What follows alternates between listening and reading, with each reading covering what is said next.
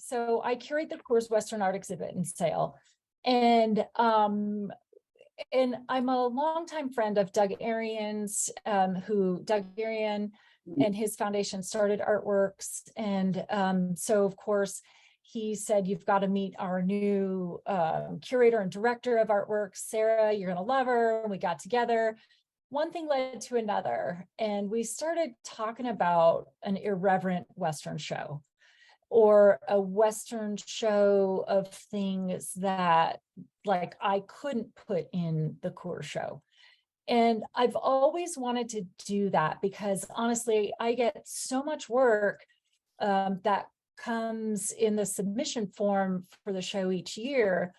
And some of it, it's just not right for the show. Yep, it's Western in theme, but and I was telling Sarah this, I think like the really important piece to this puzzle is that my audience is not going to get it. And so for a number of reasons. One is that, first of all, we're a PG show. I just always tell people that, like, you'll never see a nude in the Coors show because that apparently scares cowboys. I have no idea why. But yeah, so we're like, I have to really kind of hold that theme kind of tight. The places where I draw a line are like, I do not let people of different cultures like represent a culture that's not theirs. For example, I do not have artwork in by white people painting Native American subject matter. It's not your story to tell. So I do draw a line there. The Coors show also is a contemporary show in that I am really looking for artists who are working with contemporary themes. I love new materials and things like that. So, but having said that, there are things that are really just kind of hit the out of bounds for us, unfortunately. And, you know, the piece of art that really, and the artist that really comes to mind is Tom Hill. And the work around the foresting logging camps. I loved that the second I saw it, all of those pieces. But that is something that is not going to fly at the Coors show. And maybe in years down the road, it will. I feel like I've been able to push the boundaries, but we're not quite there yet. And so this is one of those things where, you know, really know your audience. The flip side of it is, as a curator, I could say, this is my curatorial choice to put in Tom's work. You know, you guys just deal with it because this is important to talk about and this is good work. What's going to happen is, because my audience won't get it, Tom's going to get the backlash. He's going to hear negative comments, and it just isn't going to be good. So from that perspective, I fully believe in protecting the artist on this side. That makes me really angry. And then I'm just trying to go over the top and defend things. And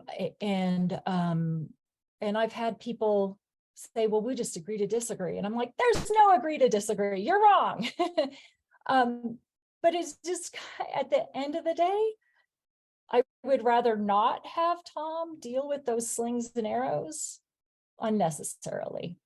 If I thought the work would be received and there would be a great conversation about it, I would absolutely put this work in the Coors show. And in fact, everything in this show, I would love to show. And so all the artists who are in this are definitely on my radar for something hopefully down the road. So, but at the end of the day, as a curator, it's not just creating the show, it's also putting together this conversation.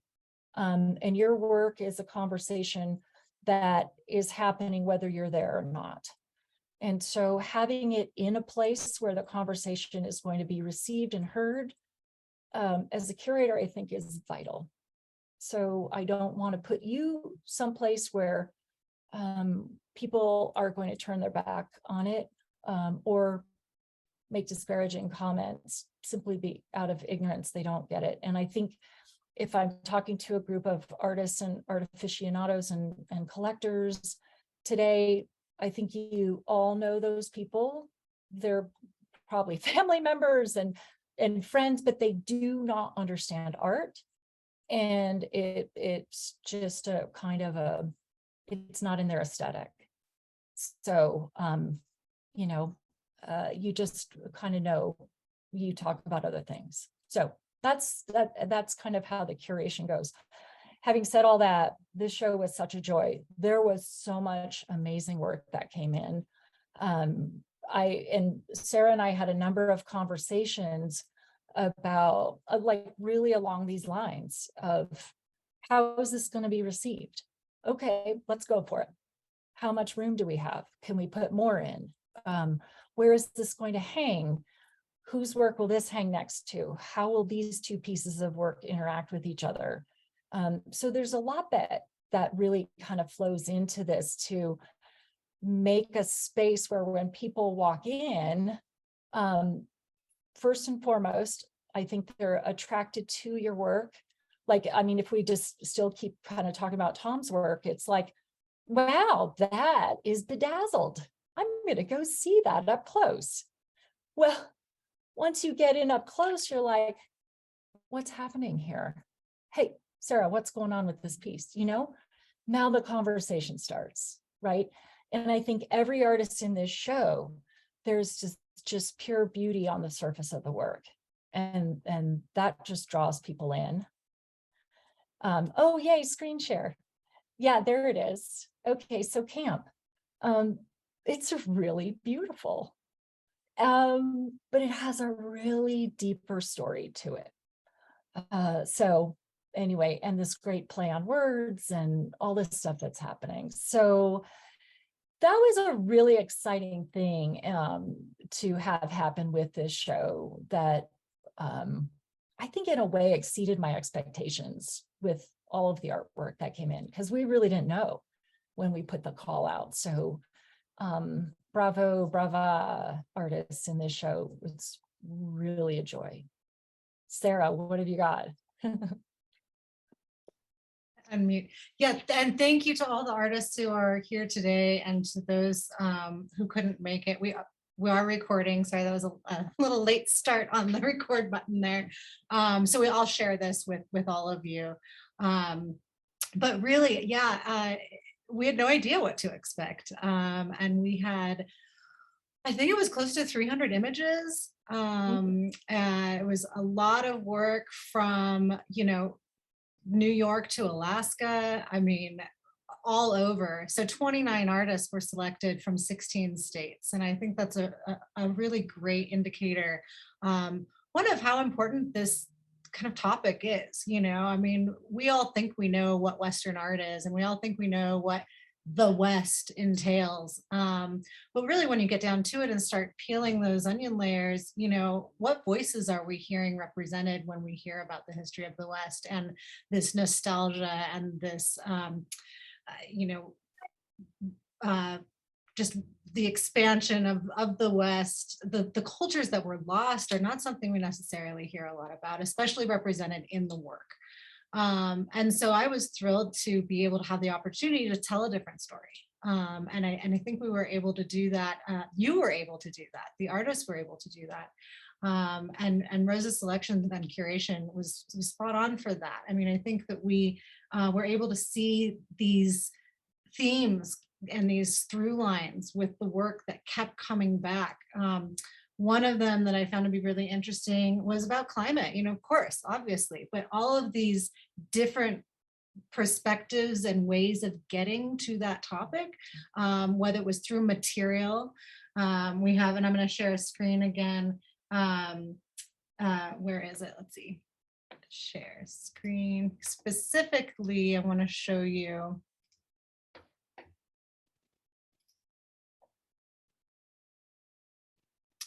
Where is it? Here we go.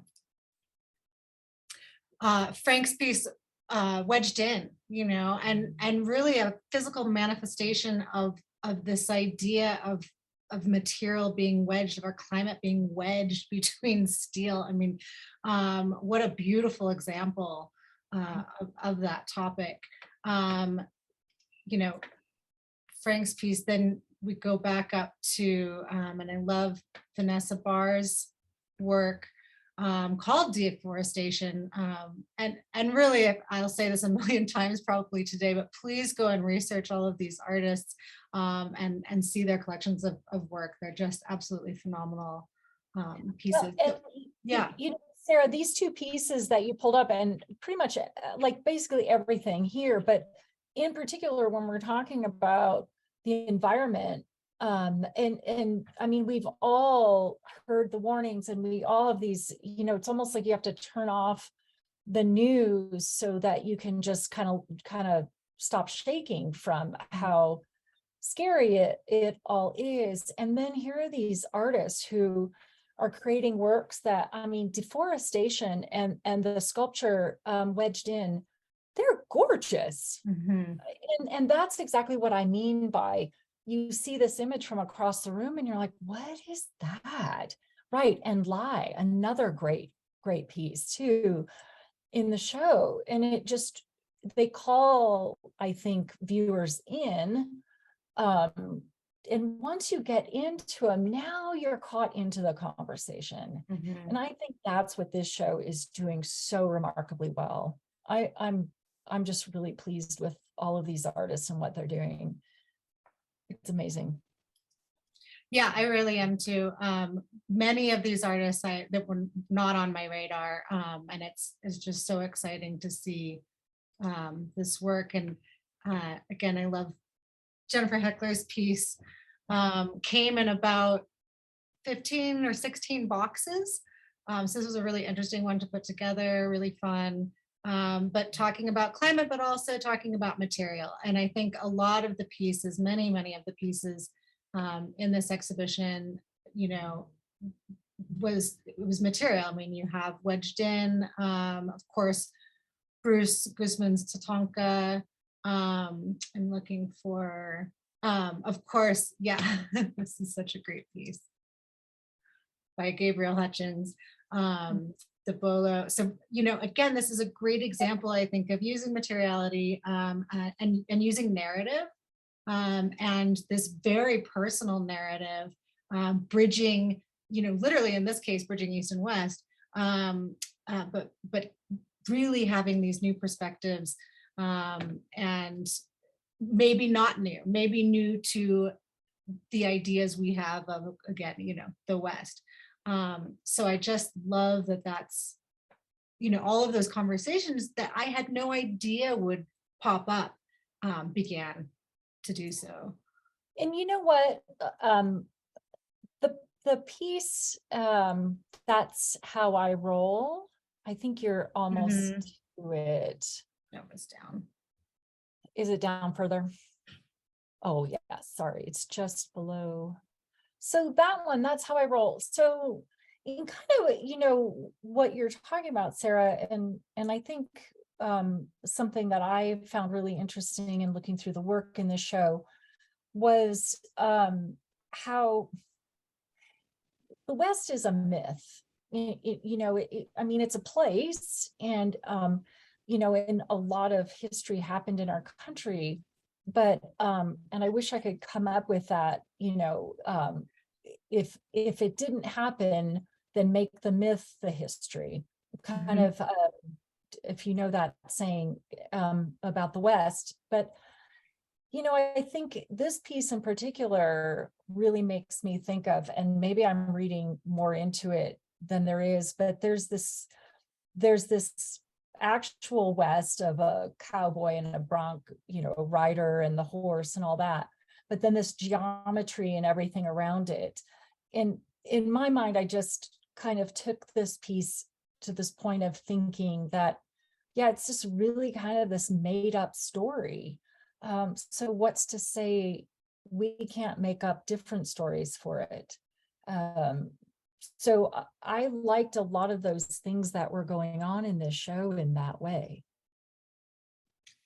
I totally agree. And I think that also goes into, from the very start, Rose was really interested in making sure that we were looking for irreverence. And I think that that's how I roll, has a bit, a bit of that. I'm also looking for, where is it? Will Barker's piece, Shit. Yeah. And so there were aspects of humor in a lot of these pieces as well, just sort of poking fun at these, these myths that Rose is talking about. Yeah. Yeah. I love that. Actually, all of those were cracking us up. Yeah. I think we yeah. And Very actually, A New Home in the Ancestral Land Mhm.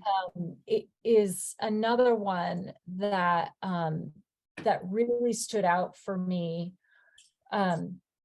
because I think that it is, again, look at all these mythological kind of cave painting figures, the Kokopelli and all those things around that, the adobe, and then there's this hot rod painted car, and and again, really, like, I think we have to confront the myth of the West so that we can make it inclusive, and really talk about some serious issues that we have. And I think for me, as curator of the core show and working, on that side of the Western genre, and knowing a lot of the old guard of the West who've had these ranches and things like that that have been handed down from generation to generation, and lands that were bought at the expense of other cultures. So I think as artists and curators, we have I think we have a great space right now in the West to be able to recreate some myths and tell some new stories and bring out some new voices, which is a big thing that Sarah and I talked about. We wanted to hear from voices that don't get a microphone that often in the Western genre, at least. Exactly. I think a great example of that is Soraya Park's piece, Ghost Dancer. And this, I've heard of ghost dance a bit. I'm not Indigenous, just from research. I had no idea about this aspect of it, where she talks about it's meant to bring the spirits to fight against Western expansion of colonization. Wow, that's so powerful. And it's, these conversations are coming back to the forefront much more, especially living here in Colorado with land back activists. And it's a really, really important conversation to be having, especially in the art world, most importantly in the art world. And so I was very, very pleased to have Soraya Park's piece included in this exhibition for that reason, and many others. Also, it's a gorgeous, gorgeous piece. It appealed to me as a fiber artist, especially. Hey, would you talk about the fiber piece too? Let me see. It's Ma and Pa Kettle. Yeah. Where is she? Oh, I passed. It was right next. They're not in order. So okay, here we go. Yeah. There you go. Yeah, Cheryl LeBlanc is, I don't know if Cheryl is, I think she wasn't able to come today. I'm from Oregon. This is a piece about the Malheur National Wildlife standoff that happened in 2015. Many of you, I think, probably read about it in the news. It was a really, really big deal. And it happens, in many states that have public lands and ranchers, and that strife, that can cause a lot of problems. I won't politicize about my feelings on either, but I thought that this was a really interesting way of creating a story. Quilts traditionally have their place in storytelling and historically. And so I love that crossover between the storytelling, the narrative about a very, very specific event, and putting this together as, you know, quilts are keepsakes, you know, so you have something on the one hand that's passed down through generations and generations, you know, but also the irreverent material of the topic so intense. So I thought that was really interesting. Fiber art is also something that I've been really delving into more, and I feel like it is another art form that's getting its due finally, because of the things that people are able to do with fiber art, and that it's being more widely collected by museums, so people are more exposed to it. But this one in particular, Ghost Dancer for sure, and this one, it definitely cracked me up. I love when people look back at art history and grab something and bring it into the future.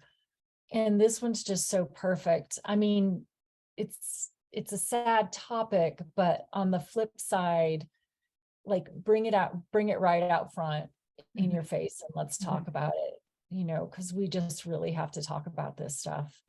I don't see how it gets better unless we talk about it and put it out there. So anyway, I just enjoyed that piece a lot. Well, and I hope that that's what this exhibition is doing, you know, to piggyback off of Heroes, with creating these conversations, you know, isn't that the point? And there are so many conversations that I hope people walk away from and really start thinking, or maybe you've never heard of the Meyer incident in 2015 and you'll go research it, or maybe you didn't know about you know, ghost dancing, or you're interested in what was really going on with the lumberjacks in Oregon in the 1860s, you know, all living together. I just think that these are all great little snapshots of kind of the, I muster to say, the real West instead of the mythology of the West. Hey, you know what, Sarah, I also would love to have you grab that Sam Elkind. Is that how you say it, Sam Elkin? Yeah. Elkind. Elkind, I got it, nailed it.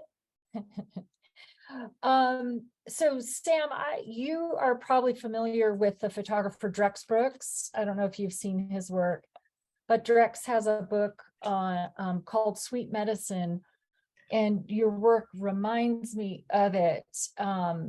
Drex did a book that was based, well, he took black and white photographs of sites that were famous battles again, where Native Americans were, for the most part, wiped out at these battles. And you would see sites like this with like a lazy boy dumped in it, or, you know, just paved over and no marker, anything like that. And so that piece in particular, just really, it's so haunting and it's very powerful, I think. You know, so there are the irreverent pieces in the show, and then there are the pieces that are just really kind of take your breath away for how quiet yet subtle they are. And like, what are we doing here?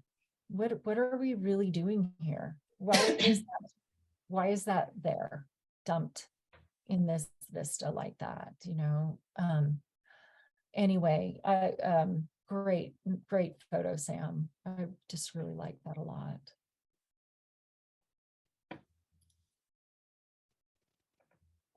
Oh yeah, and this one.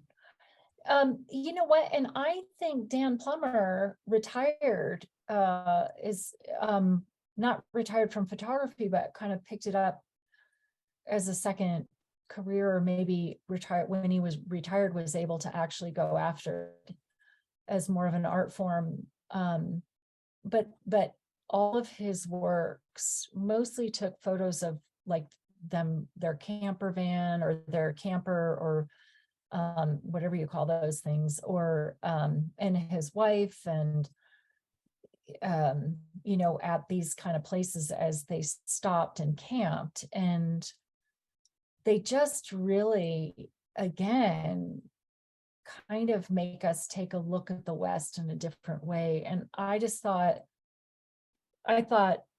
you kind of got to know the artists in all of these works. And this one, I felt like I kind of met Dan Plummer in this work as well, because they're just sort of quiet and, again, subtle, but they ask a lot of questions.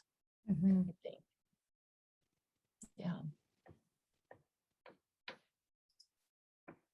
Keeping with the theme of photography, these pieces were really powerful. Yeah, it was hard to just pick one out of this whole group. So you have to read the title on this one, on all of them, but Unknown Migrants, Sex Undetermined, COD, Undetermined, Mummified, Partial Remains. Their body was found more than 6 months after death. So Marcus DeSeno submitted these works. And first of all, the work, I don't know if he did these in the darkroom, archival pigment print. So probably did some manipulation with his lenses and things like that. I'm not a photographer. I just am a photography nerd. But he created such haunting images, and they're all landscapes, but they are places where somebody died, trying to cross the border. So yeah, really, really impactful pieces. And in a way, without being overly dramatic with them, however he manipulated these scenes or the lenses or whatever he's done with these photographs to bring this forward, it to me, it has a sense of, when you discover an old roll of film and you have it developed and it's had some light leak and things like that.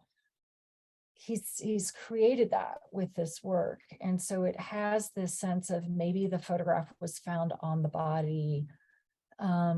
It's the last memory that the body held, or it's of the spirit leaving the body, if you believe in that, or whatever it is. But yeah, these photos really, they just took my breath away because of how powerful they were. Sarah, you and I talked a lot about these, I think.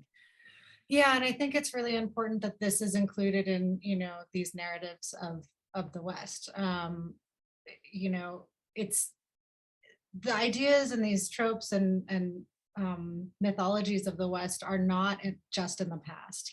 These are things that are still being continued, these atrocities and deaths, and so I think being able to, reflect on our long history on this continent, and then see put to us in, yes, this beautiful haunting way, something that is absolutely happening and an issue today.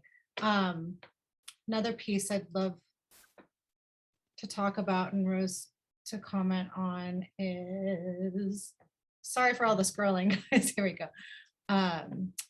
LaQuincy Reed's I Profit Off Me.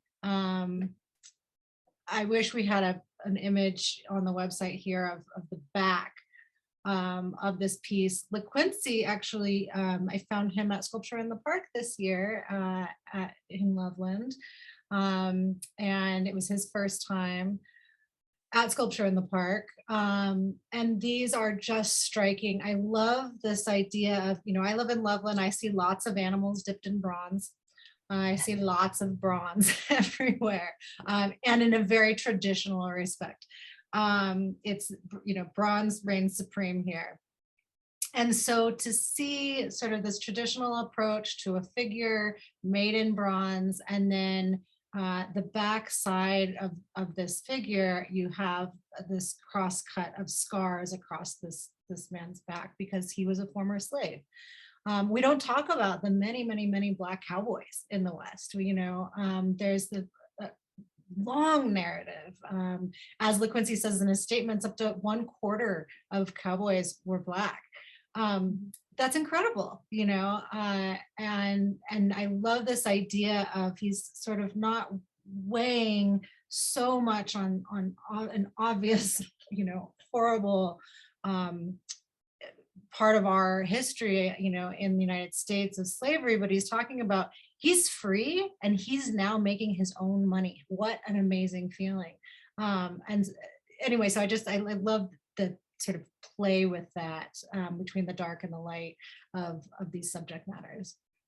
And you know what? It's really nice to see. Another one is the painting Cloud.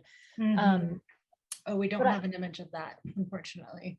Oh yeah, no, I think you do, because I have it up on my computer. By Jasmine Hawkins. Oh, I just heard Elizabeth say, yes, we do. Yes, we do. There we go. So you know what, I think there's a lot of because the genre Western art has been so managed and controlled by, wow, how did I pick it up? I think it was just added and I needed to refresh. Here we go. Okay. Because it's been really, in my mind, there it is, managed and controlled, in a way that it is this, you know, kind of white narrative of the myth of the West. It's wonderful to see Black artists coming out and taking up the genre and saying, whoa, wait a second, we're here, we've always been here. Yeah, you know, and so this one too by Jasmine Hawkins was just such a delightful painting, and actually all of hers were really great, but I love this line, my painting is a representation of a subject often unsung in Western fine art, a Black cowgirl. Yeah, yay. So, you know, I think the West, the genre has been so tightly controlled that it's finally just starting to break loose, I think. So I don't know, where there's a place that these stories can be presented and heard. The sad thing is that it surprises us that they're 1/4 or more of the cowboys were Black. Steer roping was developed by a Black cowboy. He was the first one to do steer roping, and now that's a major NFR rodeo championship event. So yeah, there's a big history there that is just waiting to be told.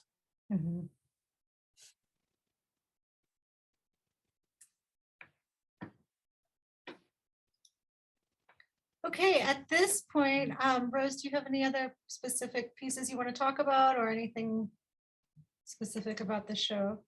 You know, I could just kind of go on and on about everything in the Right. show. It's so wonderful. And if we didn't talk about your work, I apologize. It's not because we didn't mean to. It's because Sarah didn't have this organized. Oh. No, I'm kidding. And with that, we'll end this. She's over the top organized. She's wonderful to work with. No, there's just amazing things like the Tony Ortega piece, Western Union con animal. I don't speak Spanish. Alitos. Tony's here. You know what? I'm just such a huge Tony Ortega fan. And so when that one showed up in the jurying, I'm like, oh yeah, this is the one. And the, you know, Western Union is just really such a big thing. Like everyone who crosses the border, they send money Western Union. And so the way he has this portrayed, and I mean, his print work is just spectacular. Everything Tony does is just first rate, but then this piece is so well thought out. And again, it's a gorgeous piece of art. And then you dig into it and you're like, oh, Yeah. I love too, he points out his journey isn't east to west, it's north to south, of course, right? And I love that, I think at least I have thought really of the West as this lineal, horizontal, idea. And it's not, absolutely not. So thank you, Tony, for bringing that to my attention and to the other viewers' attention. Is just an incredible piece.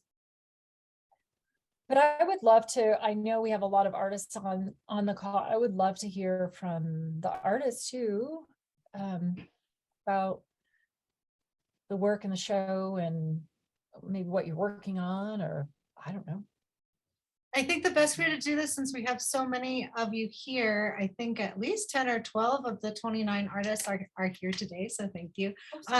Does everyone know how to virtually raise your hand on Zoom?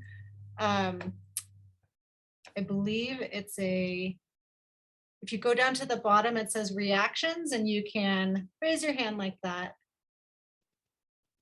And so we're not all trying to talk at once over each other. But I guess maybe we could start with questions and sure comments. Let's see any hands risen. Yeah, dive in. Okay, I'll say this. If you have a question, I guarantee you everyone else has the same question. John has a question. John. Hi, I'm not an artist in the show, but I love the idea of the show. And my question, I just wanted to know, at your art center, did you get any negative feedback for having an irreverent Western show? Or was it just welcome? Okay. I was just curious if what your thinking was, like, were you pushing against something, or did you have any, thoughts like, what are you bringing on for yourself by doing this? Yeah, I as think an art center? That's a really, really good question, especially being, we're in Loveland. It's a traditionally agricultural area. Politics are, we'll just say, a little different than, say, Denver. But yeah, the reception has been amazing. Really, really, really great. Now, I don't know, Rose, if maybe some of the stock show audience were to come look at it, what their reaction would be. I'm not sure, but honestly, I welcome any controversy. It just keeps that conversation going, and we're not afraid of it, of course, but that wasn't the point really either. Yeah, thank you for your question. Yeah, I don't think, I really want to say this. My audience, I would say 90% of my audience really likes to see new work. They really like to talk about art.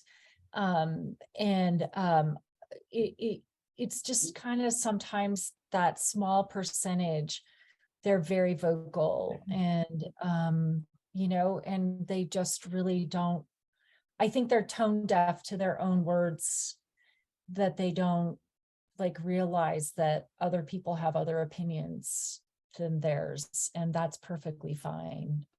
So it makes for kind of a strange thing. But I remember we talked about some things, and I think one of the artists that we really, there's a piece in here called Frontier Life, the artist Tom Judd, and he had submitted several pieces that they were all terrific. And Sarah and I kind of went back and forth on how is it with this nude piece in the show, but it wasn't just a nude, it was really sort of confrontational, or how is it going to go over with this Native American subject, and and the interplay of these things, and are we being sensitive to, or this and that. So yeah, we definitely did not set out to poke at people or rankle any feathers or anything like that. We really wanted to have a show that presented different voices. Mm-hmm. And that here's how this Black artist sees the West.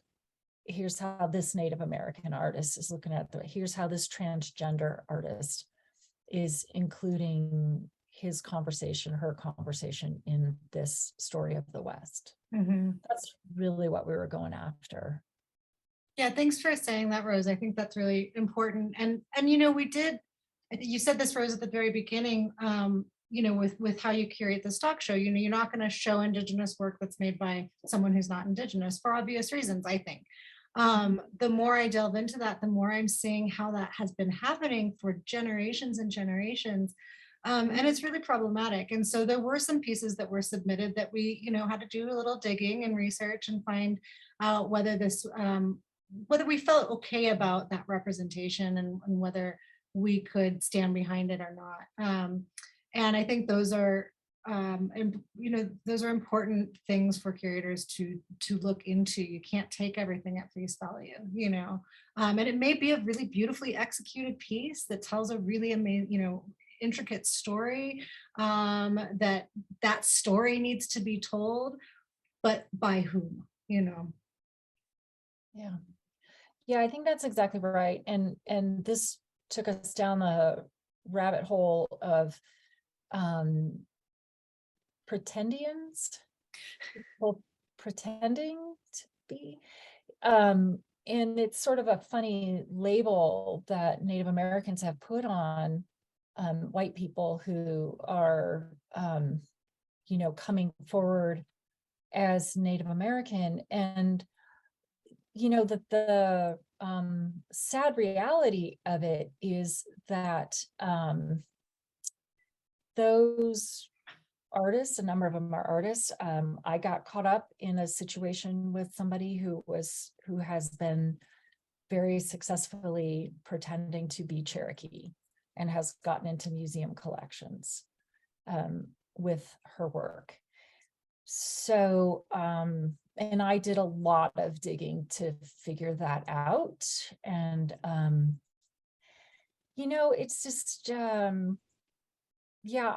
think I was taking a lot of artists at face value of, them saying I'm Native American and this is what I'm doing. I'm like, great, I love it. It's just wonderful. You're weaving in your story. It's not your story.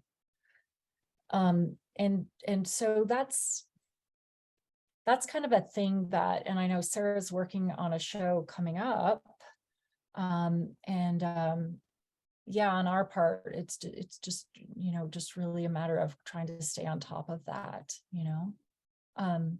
Tom Hill has a question or comment, I think. Tom? I think David was before me, so I would, I don't want to break the Oh. queue. Oh, I'm sorry. Yep, you're right. Go ahead, David. David, you need to unmute. Mute here. There So, you go. I think the whole issue is who creates the narrative of the West and where does it come from? And it's, it's historically, it's been passed down through movies and films. Is it John Wayne or is it Fredrick Remington or, what is it? And, that's kind of the key here, I think, and it always has been around power structure. And, that quilt piece is incredibly powerful for that.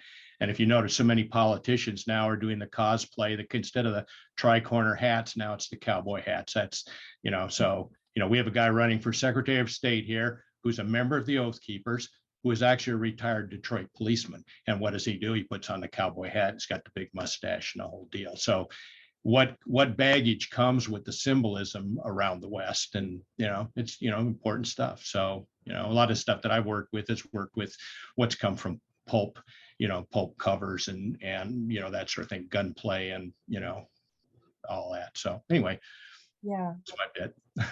Thank you, David. So we like to call those folks all hat, no cattle. There you go. Yeah, good. Good comment. Tom, I think you're Yeah, up. okay. So first of all, Sarah and Rose, thank you so much for doing this show. I had not seen the website. I just went on it since you've broadcast, and it's really, really beautiful and nice to see all the pieces. the show.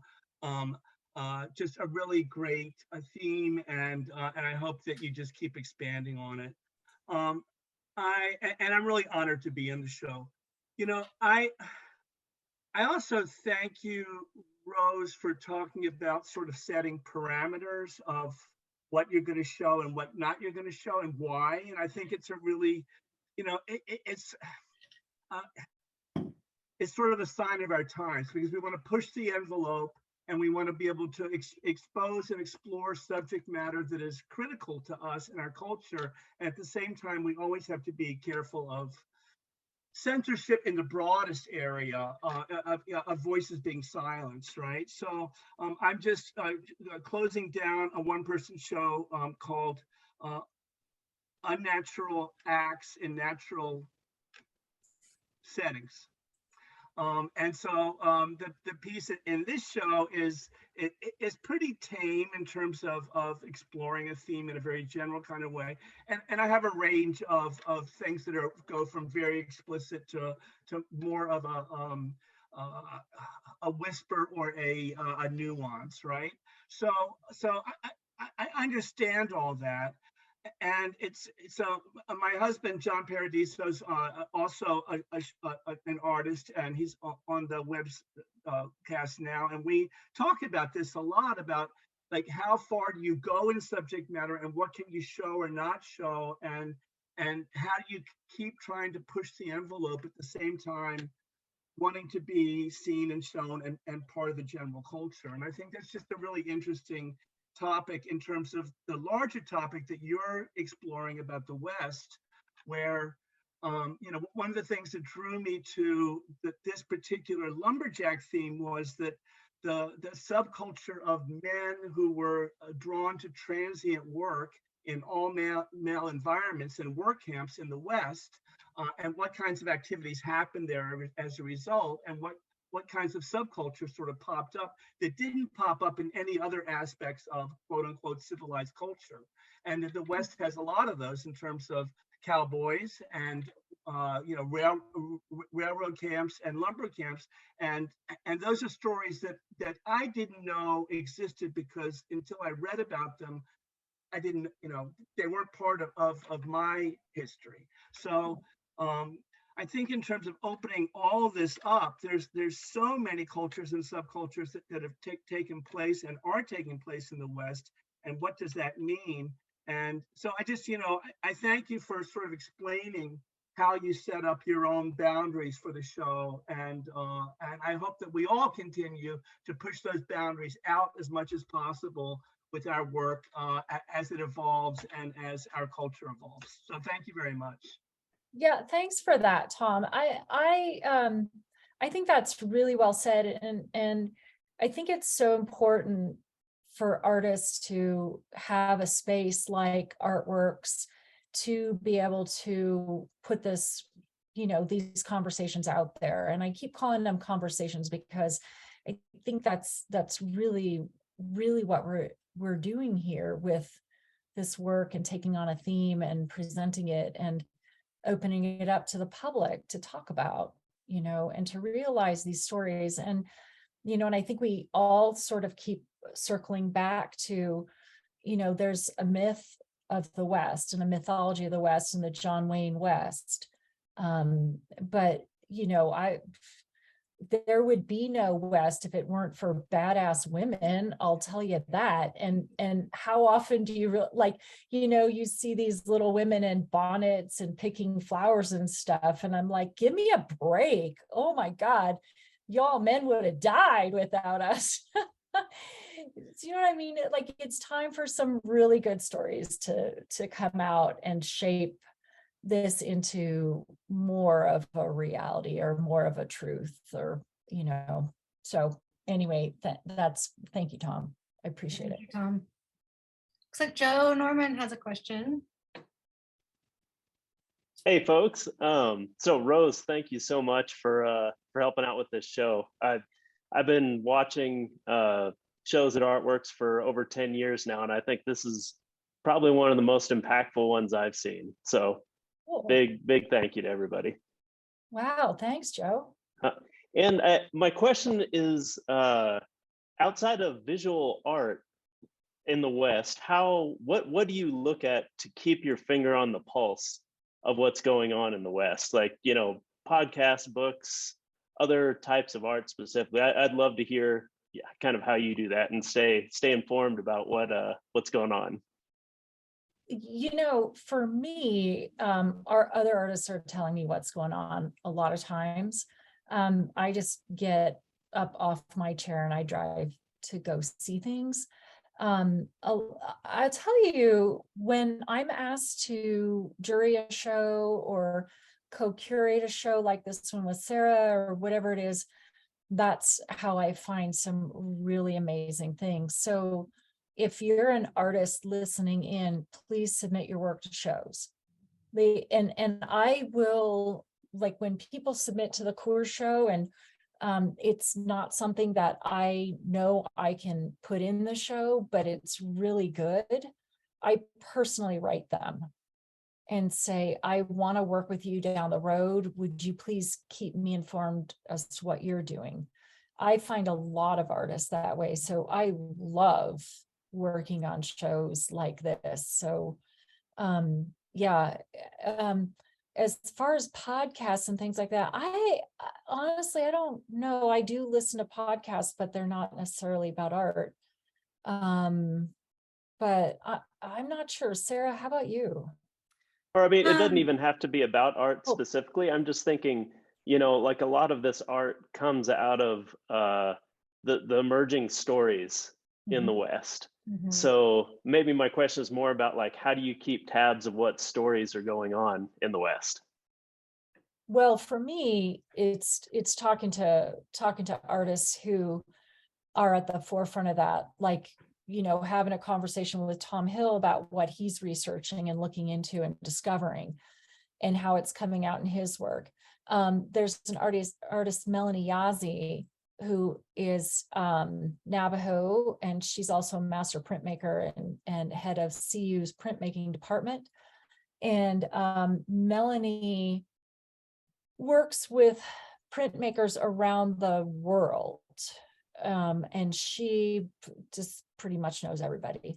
And so whenever I can, I touch base with Melanie and see what she's up to and what art she's looking at. She's a major collector of art and artists. And she has put me in front of a number of really incredible Indigenous artists. And like I've gotten to know Jean Quick to see Smith through her, and Jean's son, Neil Ambrose Smith, and just unbelievable Native American artists that are not in our museums represented as they should be. They're not on the cover of magazines. They're not getting written up. And I don't just mean Western art magazines. I mean, like the big New York magazines that should be talking about these really important Indigenous artists who are really making some big statements about the land and the people and what we're doing and starting to tell their story in a beautiful way. So, yeah. Joe, I found nativehope.org, and they have a podcast and a blog. And that's been really, really good to kind of keep your finger on the pulse of what's going on in the Indigenous community across the states, especially as we come into Thanksgiving and it's Indigenous Heritage Month, et cetera. So, Colorado Matters, stuff like that is what I go to as far as what's happening in the regionally. Michael has a question.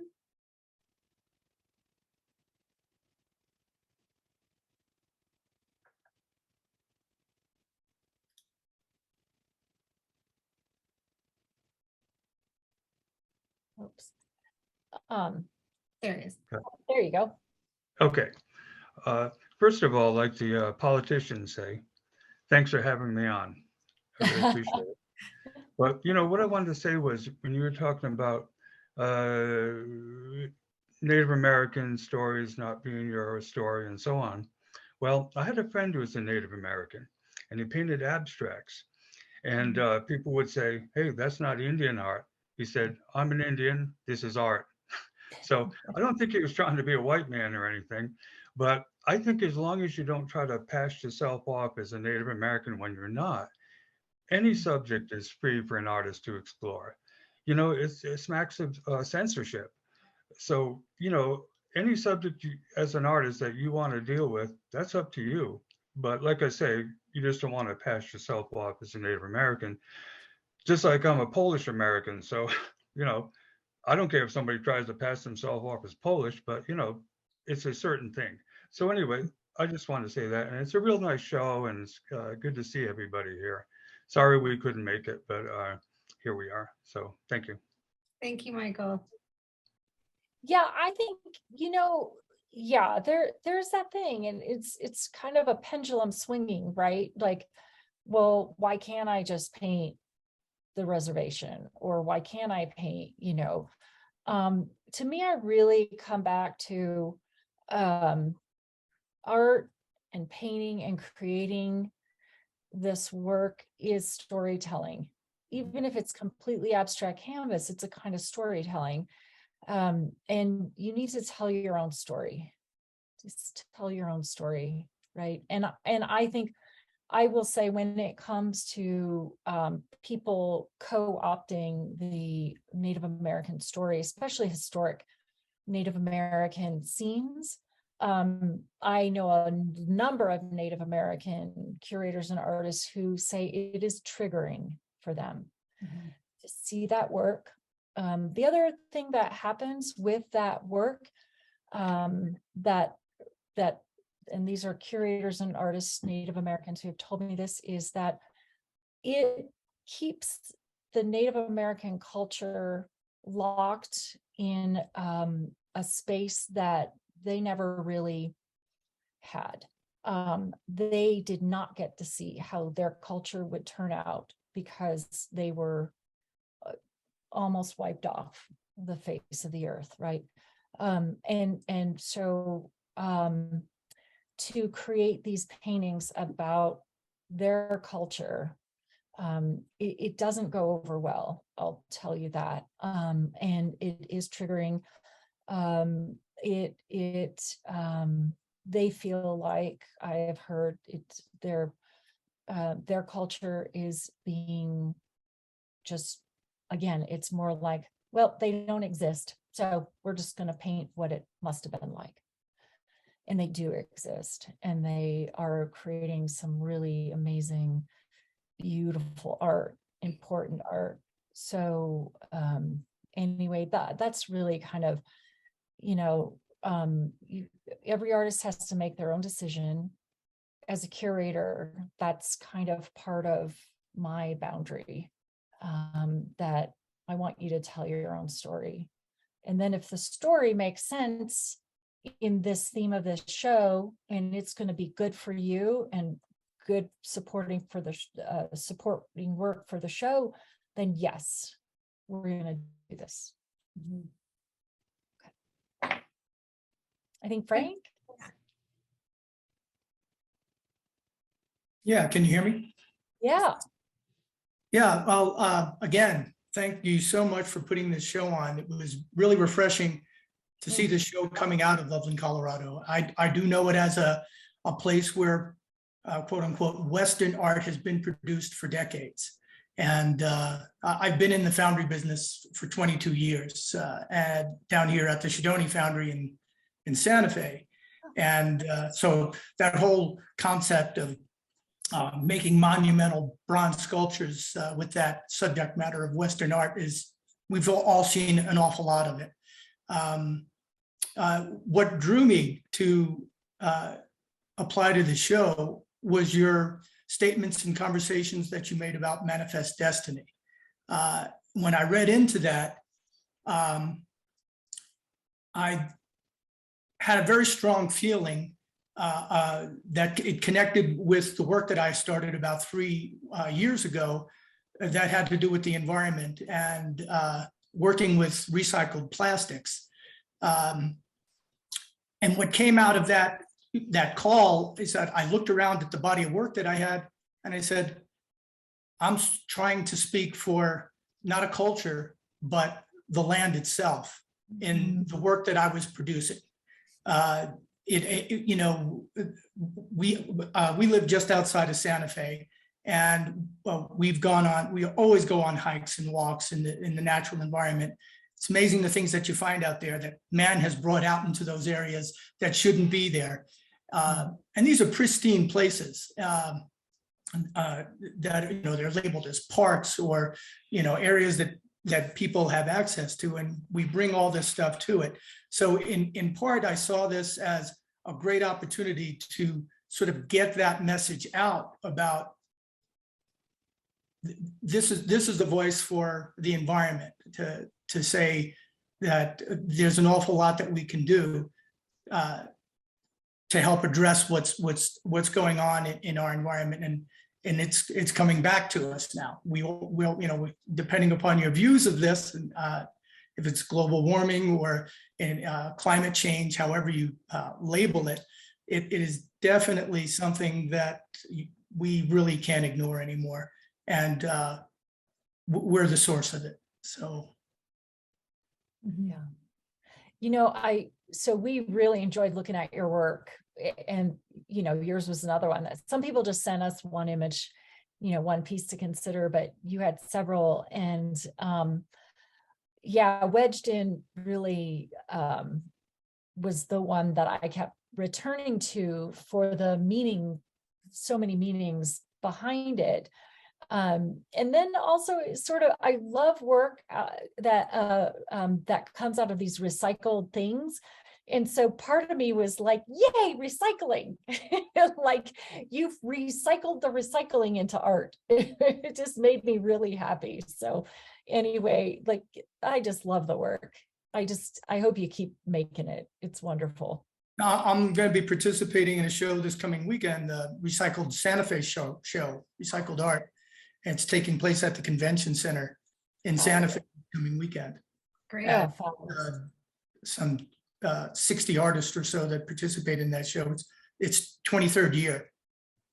really? Yeah. Wow. Well, amazing. Thank you. I've got a bag of recycling for you. I'm going to just give me the address. I'm going to. I have many friends that contribute to my source of materials. I bet you do. Thank you, Frank. Thanks. I think Barbara Garvey. So you just have to unmute yourself there. There you go. That better? Yes. Okay. Much. Hi there. I'm not one of the artists. I'm an assistant, and every artist needs one, or two or three. Agreed. But I was wondering if I could ask both of you about the cold, hard logistics of during the show. Like, and this might be too personal. I don't know, but like, does it go through Miss Fredrick first, and then as curator, Sarah, do you then handle the display, or do you go through the jurying? And how do you narrow down 300 pieces to, you know, especially in the final stages? Do you use some kind of rubric, or you just go from the gut? Or Those are really good questions. First, I'll say it was 300 images, so not 300 pieces, which made it a little easier. But that doesn't mean that, you know, we had, I think it was 91 applicants who applied with more than one piece or more than one image. Still quite a mountain. You know, I would say Rose and I really tag teamed kind of every step of the way, you know, from the actual abstract of the call itself, you know, to the write-ups of, you know, subsequently after the show was even hung. So, you know, yeah, it was really a partnership throughout the whole process. And then I would say, you know, we go through cafe, callforentry.org, which I think most people are familiar with. I will tell you, as an artist, it's great. As a juror or curator, the back end is just horrendous. It's awful.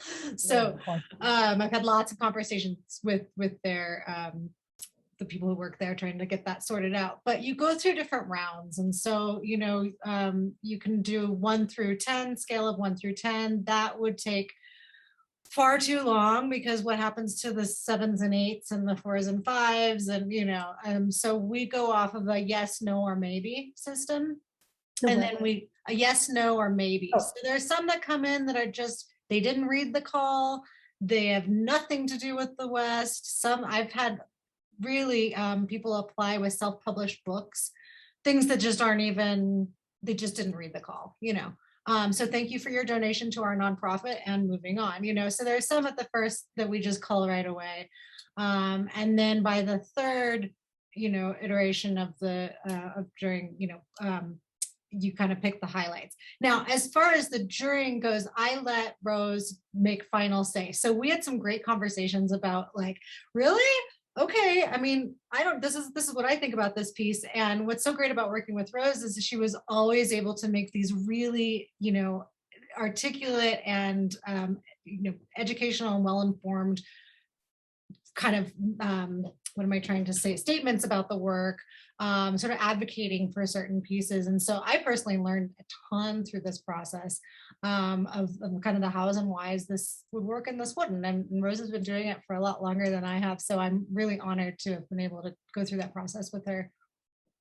Thank you. So on my website, rosefredrick.com, there's a free ebook if you subscribe to my site. It's called Upping Your Game, and you just get a link to it. And I walk artists through the process of how art is selected for these shows. I take a prospectus and I marked it up. I hand wrote on it, like, pay attention to this, read between the lines here, Google this, just so like, here's what the curator or the person during this is really saying. So pay attention to buzzwords. And then I talk about what got you past the first round and why you got knocked out of the first round, how you made it to the second round, how you got knocked out. When you make it to the third round, you're pretty darn close.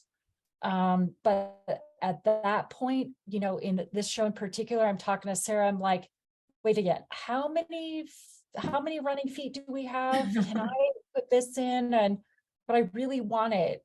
It won't fit through the garage door. Damn it. Okay, well, so what can we do?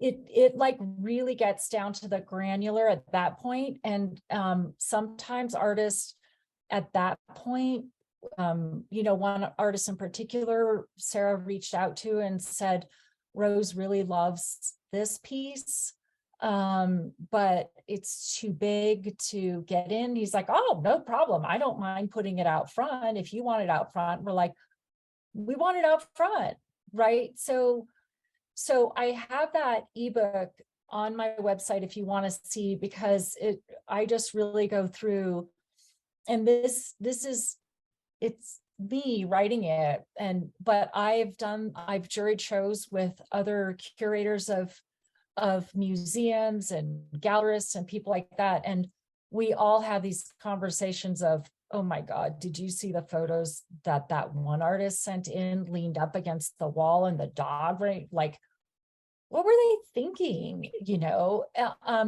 And so I really detail this out. It's just like, there are things that you may be doing in these calls that are knocking you out in the first round, and you might be perfect for the show. By doing some of these things, you're sending the signal to us that it's like, well, if they don't care enough to take a good photo of their work, then I'm not going to bother trying to figure out what that is. So they're out. Right. I have to say the prompt was beautifully written for the theme, and it was just so alluring. It was so attractive. And anyway, that really helps. I appreciate it. Could I ask one more question? Absolutely. Sure. Yeah, and the prompt, I have to say, Sarah really took the reins on that, and then I just kind of came in with a couple suggestions, but that really was a wonderful prompt, I thought too. Yeah. It was a team effort, really. Yeah. We just spent the last week in Durango. That's as far up as we got from Albuquerque. But we visited some traditional Western galleries, Yeah. and it was all good. But my question is, how commercially viable are works such as what you have represented in your show, which I would say have substance, as opposed to the more superficial, decorative types of approaches? How commercially viable are they? I know one artist I work with has he's told quite often, this belongs in a museum. Well, he needs to earn a living as well. Mhm. Yeah. Mhm. Yeah. You know what? That's a conversation that I have with a lot of artists. You do need to earn a living, and you do often create work that pays the bills. But there's also important work that you need to put out there. And so I've always looked at selling art, and the gallery side of things is it's my job to educate the public and the audience. Having said that, there are people who are just not into it. They just are being dragged through an exhibition because their kid wanted to go, a spouse wanted to go, a friend, they're killing time before a meeting. The majority of people on this planet are not into collecting art. Collectors are a very small percentage of the public. So the issue with that and being saleable and viable, my 2 cents is you need to put truthful, honest work out there. That's your truth. And that's good, solid work. You need to surround yourself with like-hearted people who can support you, who can take a critical eye at what you're doing. Your mom loves everything you do. You need people who can be honest with you, and not hurtful, honest. But people who can just say, you know what, I feel like there's something not clicking for me here. I'm not sure what it is, right? It's your job to make it work, but you need to surround yourself with, in the writing world, we call it a critique group, that we read to each other and we get feedback. I would do that as well, but truly, I think put your best work out there. Look, in this day and age, you are going to get found best by applying for shows. Like, all the artists in this show are now on my radar. You are now on my radar. I want to know what else you're doing. Okay. And so that is really how you can, that's the best advertising in my mind. If you're looking for a gallery or representation, apply to shows. It's money well spent. They're usually $35, $40. Apply to shows. Don't apply to shows that you don't fit in at all. Don't just blanket them. But I think you've got to, we're artists for a reason, right? And you've got to follow your spiritual path in that, and just put out good work, but surround yourself with those good people who can support you in that endeavor, right? Thank you. That's just wonderful to hear. I just so happy to hear that. Thank you. Yeah, of course. Thanks, Barbara, and thanks, Rose. That was a great answer. Yeah, we don't make work in a vacuum, and I think that where it's really hard to make work in a vacuum. I think I should rephrase that. At Artworks, of course, plugging Artworks, but just the idea of having a culture and a community around you that is supporting you, that will give you the hard truth, I think is really, really important. And whether you're in, an art center like Artworks or Redline down in Denver, or there's a myriad of them across the country, if you don't have access to that, creating little critique groups, I think, is really important. Asking questions to find that truth as an artist, you know. You can make things that are sellable, you know, you can make things that are commercially viable by looking at what other people are doing and what their successes are. That's not truthful. So I echo Rose's thoughts on that. And I think, you know, yeah, I could go on and on and on about the differences there. But yeah, it's very important to be honest with, you know, your own voice. And Thank you you. know what? I don't want to dissuade anybody from doing work that is commercially viable. True. You know, and I think we can pick on the photographers. And I don't mean pick on, but we can, you know, photographers, like you're putting out this beautiful work, and this weekend you're shooting 3 different weddings, right? Or you're shooting a car show, or whatever it is, right? I mean, there are things that we all do that pay the bills. And then there are the things we do for us. And I will tell you, as a curator and a consultant, for people, I'm always looking for your work for my clients that is your pinnacle work, the work you do just for yourself. When for the Coors Show, we buy a piece of art every year, and I always talk to my board about the artist and the work and why this is really important that we grab this now. And sometimes I really push hard on one piece in particular because I know that it's a more challenging work that the artist just did, but I know what was going on in his or her life and why we need to hang on to that and make it available to the public to see.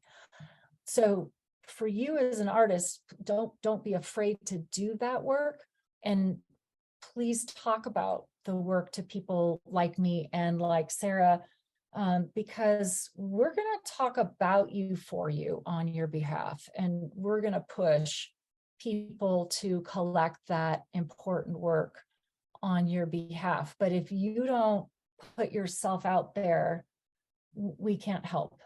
Mm-hmm. Yeah. Thank you. Elizabeth. Hi, Rose. Good to finally meet you. Wonderful. So really quick, I don't know if you've already answered this, because when you were talking at the beginning, we had a guest come in and I was talking to them. So if you already answered I saw this, your hand ignore it. going, and I'm like, she must be a dancer. Oh yes, I tried to dance. I failed miserably, but there's that.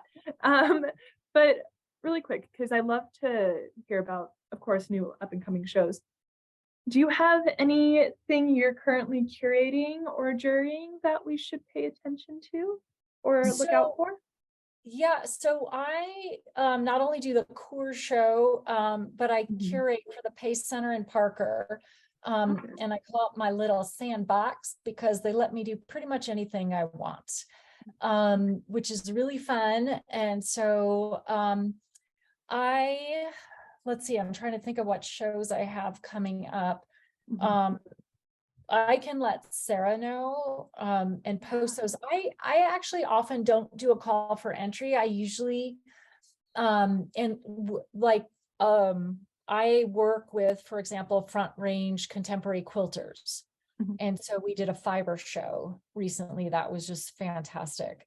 And then there's Mosaic up right now that was kind of actually surprised me how really cool the work was and adventurous.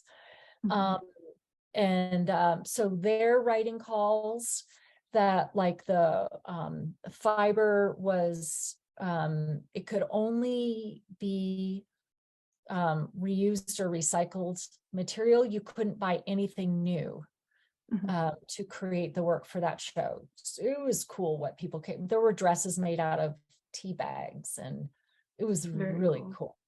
Awesome. So but I would honestly keep an eye out for what's going on at Cafe, because there are always some really cool shows popping up that are worth just throwing your hat in the ring, you know. Yeah, exactly. Yeah. Oh, and so if you could, because you're creating some of these upcoming shows, but is there anything like in the long distance, not short, long distance future of like another show that you kind of want to create that is new and upcoming, controversial, anything under the sun as far as like really bringing out new work or anything like that? I don't know, really random question, but there is that. I know I was talking to Sarah about, I've really wanted to do a show of contemporary Native American artists, and I did one at the Pace Center, and we got an NEA grant for that one.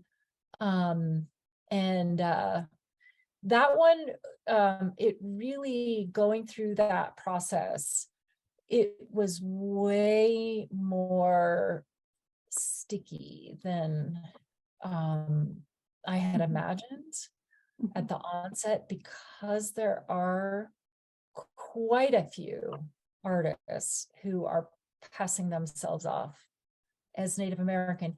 And the problem in the Native American community is that this blood quantum thing is what they openly say is a colonizer's way of ranking us.